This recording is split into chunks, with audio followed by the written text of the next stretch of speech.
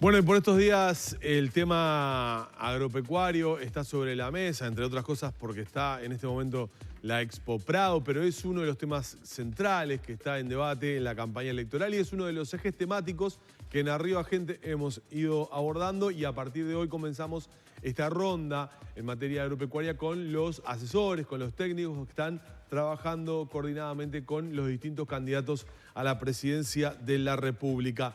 Y de hecho vamos a comenzar esta ronda con Eduardo Blasina, que es uno de los referentes de este tema por el Partido Colorado, que trabaja coordinadamente con Ernesto Talvi. Eduardo, gracias por acompañarnos. ¿Qué tal? Buen día, Danilo. ¿Cómo estás? Un gusto recibirte. Buenos días. ¿Qué tal? Bueno, ¿qué lugar ocupa el agro en el programa de gobierno y en las propuestas de Ernesto Talvi? Y central, porque queremos convencer a todos los uruguayos que si al agro le va bien, eso mueve toda la economía, que venimos con una economía estancada hace 5 años y que ese estancamiento, entre otras razones, pero tiene un origen en un freno que tuvo el agro, que llevó a que hace 2 años hubiera un acto muy importante y bueno, se frenó la lechería, se frenó el arroz, se frenó la ganadería hasta hace unos meses. Luego, por una situación muy peculiar en China, ahora hay un panorama más interesante, pero nunca tuvimos tan pocos novillos, entonces queremos promover una cultura de que el agro es algo central en la economía de Uruguay, en la historia de Uruguay y en el futuro de Uruguay. El otro día estuve en el acto, me tocó cubrir para Subrayado, el acto de Un Solo Uruguay frente al Palacio Legislativo. Allí se señalaba que el 50% de la flota de camiones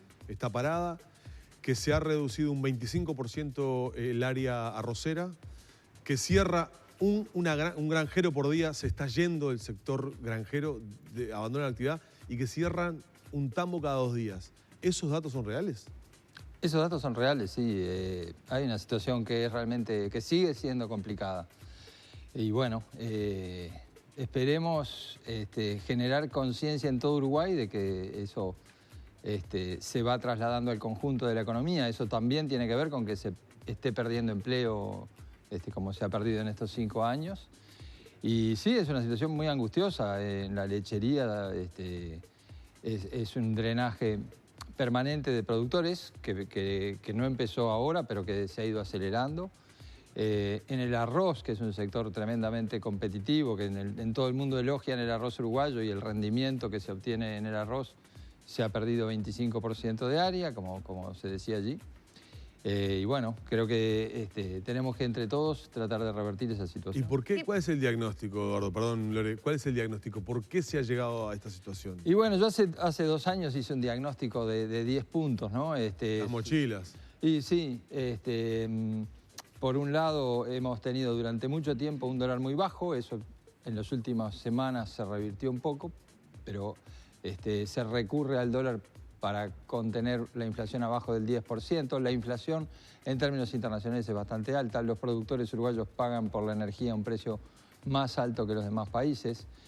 En términos de apertura de mercados, hasta que se hicieron estos preacuerdos con la Unión Europea, prácticamente no había pasado nada y pagamos muchos más aranceles en las aduanas que nuestros competidores.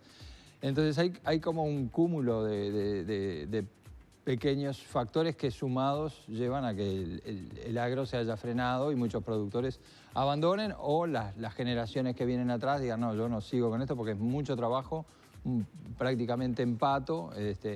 Creo que tenemos que ponernos en el lugar de los que son tamberos o son productores de cualquier tipo que cuando llueve y nosotros decimos, qué lindo, vamos a quedarnos un poquito más en la cama que está feo, tienen que salir a la intemperie.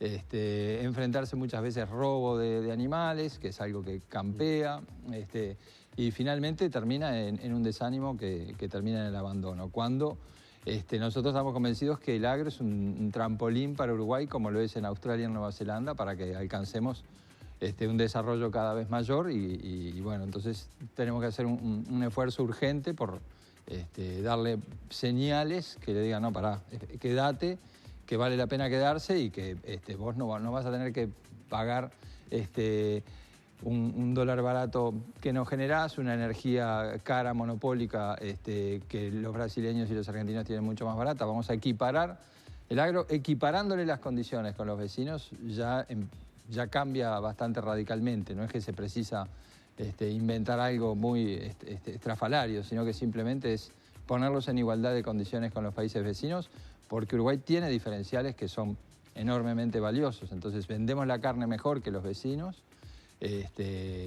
Asia nos está mirando, muchos países nos ven como un país ejemplo.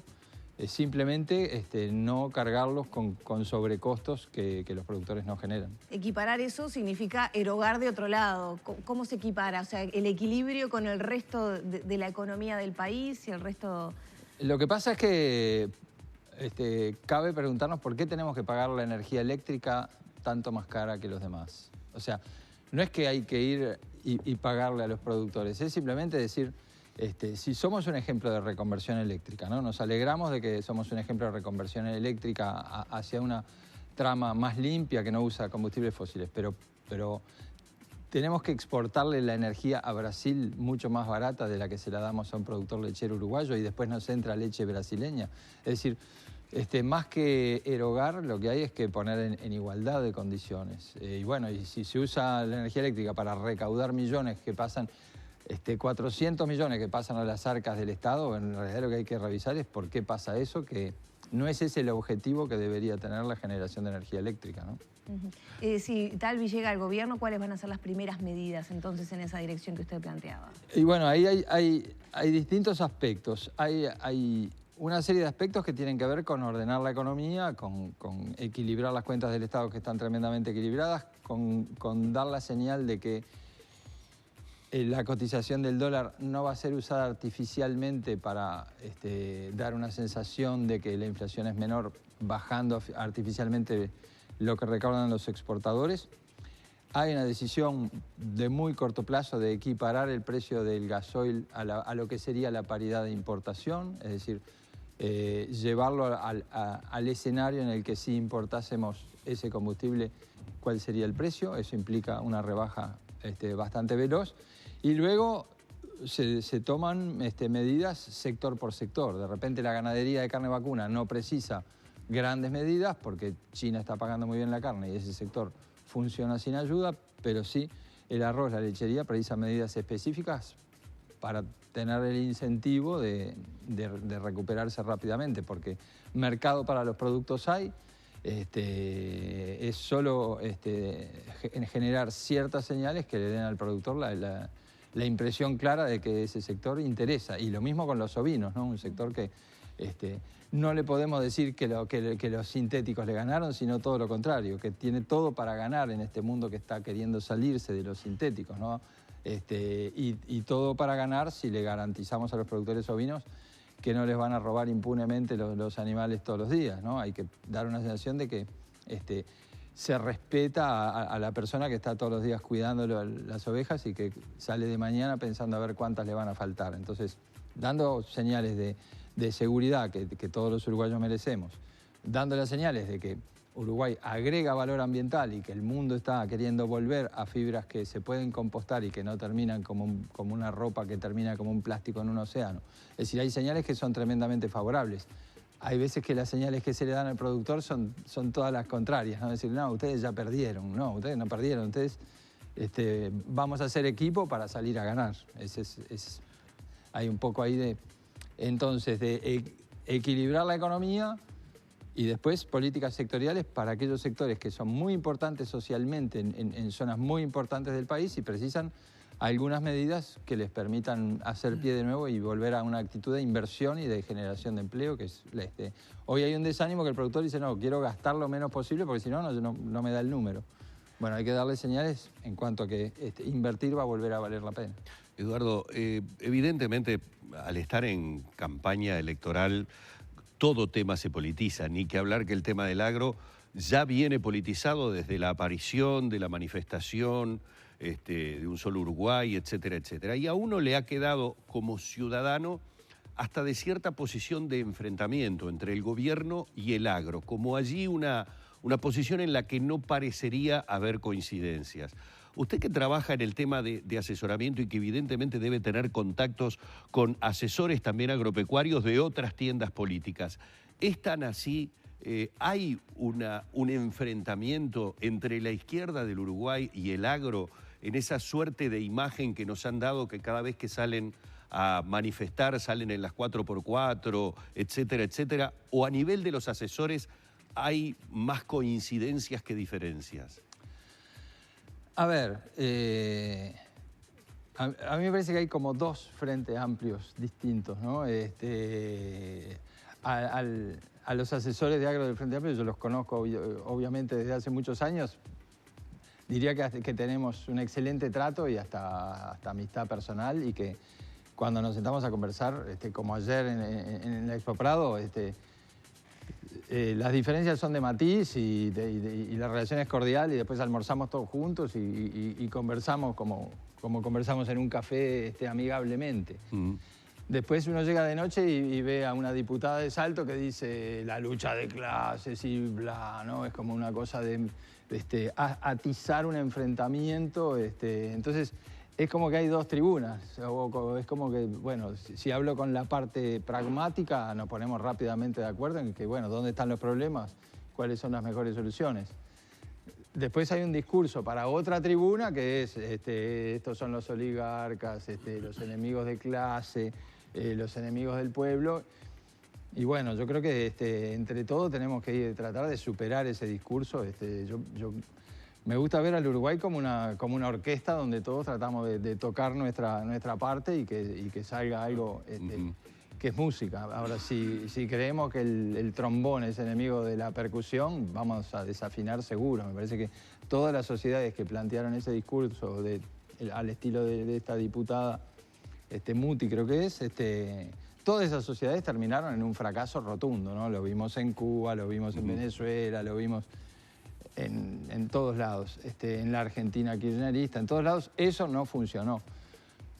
Ahora, eso no es todo el Frente Amplio, y a mí no me interesa una campaña electoral para promover enfrentamientos, todo lo contrario. Me parece que tenemos que transmitir a los ciudadanos que los uruguayos que trabajan en el campo son trabajadores como cualquiera, que se levantan todas las mañanas, tratan de hacer las cosas lo mejor posible, que no andan con el talero pegándole a los trabajadores, ¿no? Hay como toda una mitología que se construye del productor malvado que hace un daño tremendo, porque después cuando tienen un problema y vienen acá, acá vienen los oligarcas a pedir más, ¿no? Ahí se promueve, me parece, desde algunos ámbitos que espero sean cada vez más minoritarios, una lógica de enfrentamiento que me parece que nos hace perder a todos, y que ya vimos del otro lado del río cuánto daño hace, ¿no? Creo que acá está bueno en la democracia que tengamos nuestros matices de cómo se enfrentan los problemas o nuestros matices filosóficos, qué sé yo. Pero en definitiva que sea una libre circulación de ideas, buscando cuál resulta ser más coherente en esa discusión, y no esta idea del odio de clase o de la lucha de clases. Eduardo, después de las reivindicaciones cuando surgió el movimiento Un Solo Uruguay, que se hizo un análisis muy pormenorizado de cuáles eran los puntos de dificultades que tenían los distintos sectores agroindustriales, el Poder Ejecutivo, a través del propio presidente de la República, el doctor Tabaré Vázquez, en una conferencia que hizo en la residencia de Suárez y Reyes, fue enumerando una serie de medidas temporales, en algunos casos, o la mayoría de los casos, pero medidas como para paliar la situación sector por sector. Hablábamos de tema de beneficios fiscales para el tema de los combustibles, para el tema de la energía eléctrica para determinados sectores intensivos en el uso, etc. ¿Esas medidas fueron efectivas, fueron suficientes o no alcanzaron? Mi impresión es que, salvo excepciones, fueron muchas medidas, muchas micromedidas para que el público creyera que se había hecho un montón de cosas. Creo que al 90% de los productores no le cambió mayormente la jugada. ¿Es que el gobierno no pudo o no quiso implementar otras medidas? Bueno, tenemos el mayor déficit fiscal de nuestra historia, o sea que fácil no es. Pero bueno, también no se debió llegar a una situación tan grave como la que va a tener quien asuma en marzo. Yo creo que hay un poco de discriminación, hay un poco de poco espacio para tomar medidas, y en algunos casos hay mejoras crediticias para productores lecheros, hay algunos apoyos en el uso de la energía para algunos productores arroceros. Es decir, hay un conjunto de cosas para ser justo. Me parece que no cambiaron el gran mapa. En algunos casos puntuales trajeron cierto alivio. Y creo que el gran problema es que se dejó crecer un déficit a un nivel que es gravísimo y que, bueno, ese es el gran problema que va a tener la próxima administración. Vamos a agradecerle mucho a Eduardo Blasina, asesor en temas del agro del Partido Colorado, estos minutos en la mañana de Arriba Gente. Muy amable, Eduardo. Muchas gracias. Gracias. Nos vamos a la pausa, venimos enseguida a seguir compartiendo esta mañana con ustedes.